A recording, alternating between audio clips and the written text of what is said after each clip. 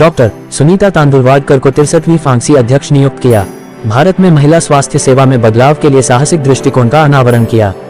Mumbai doctor Sunita तांदुलवाडकर को जियो world convention centre में 67वें all India congress of obstetrics and gynaecology AICOG 2025 के ऐतिहासिक मौके पर अंतर्राष्ट्रीय रूप से प्रतिष्ठित एक इनफर्टिलिटी स्पेशलिस्ट, एंडोस्कोपिक सर्जन और गायनेकोलॉजिस्ट डॉक्टर सुनीता तांदुलवाडकर को भारतीय प्रसूति एवं स्त्री रोग समाज संघ FOGSI की 63वीं अध्यक्ष नियुक्त किया गया है। डॉक्टर तांदुलवाडकर ने पूरे भारत में महिला स्वास्थ्य की मुश्किल चुनौतियों का सामना करने और हेल्थ केयर की उपलब्धता, शिक्षा और निरोधात्मक देखभाल को विकसित करने के मजबूत जज्बे के साथ इस प्रतिष्ठित भूमिका को स्वीकार किया। Thank you so much. So मैं फॉक्सी की 63rd प्रेसिडेंट हो रही हूँ। फॉक्सी प्रेसिडेंट के any FOGSI president has social projects, academic projects.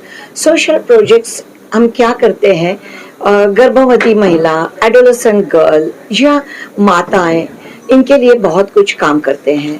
So my proposals or my projects which I want to implement, it's not only with the stakeholders, not only with the doctors, but also with the government. 3 important projects. One for a 2 टीके जिंदगी के cervical cancer vaccination awareness program.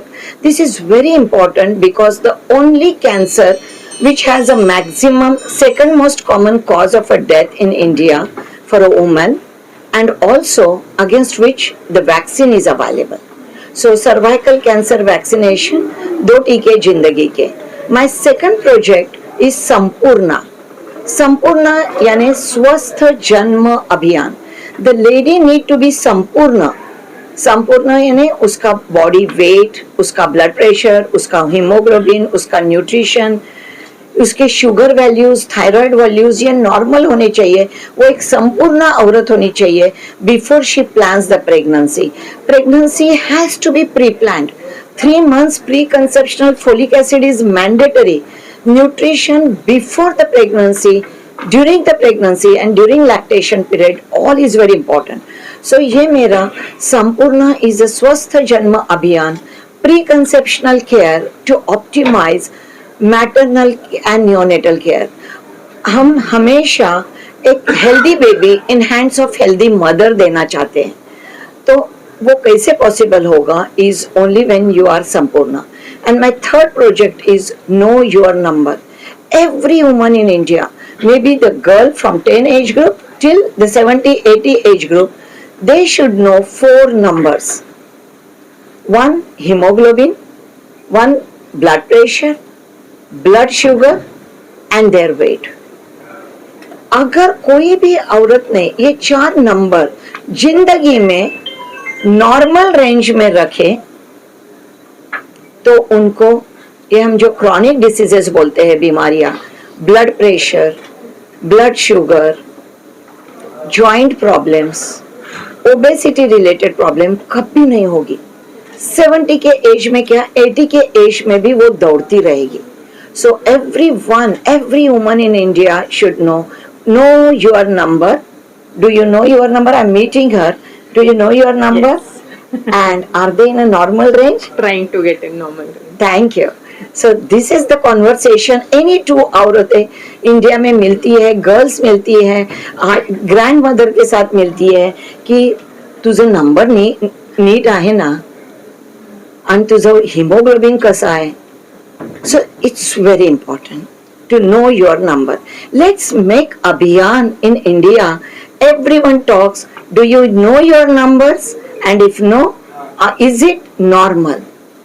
Is it in the normal range? Are you working on it? So know your number is very important. India is a country of youth, especially women are also there, boys, girls are also there. What do you want to say to the parents? You are also talking about the lifestyle. You also say that the parents should teach their kids about the health. What do you want to say about that? I want to say every mother in India, give time to the nutrition of your kids. ensure that they are playing in open and not on a sofa with the mobile.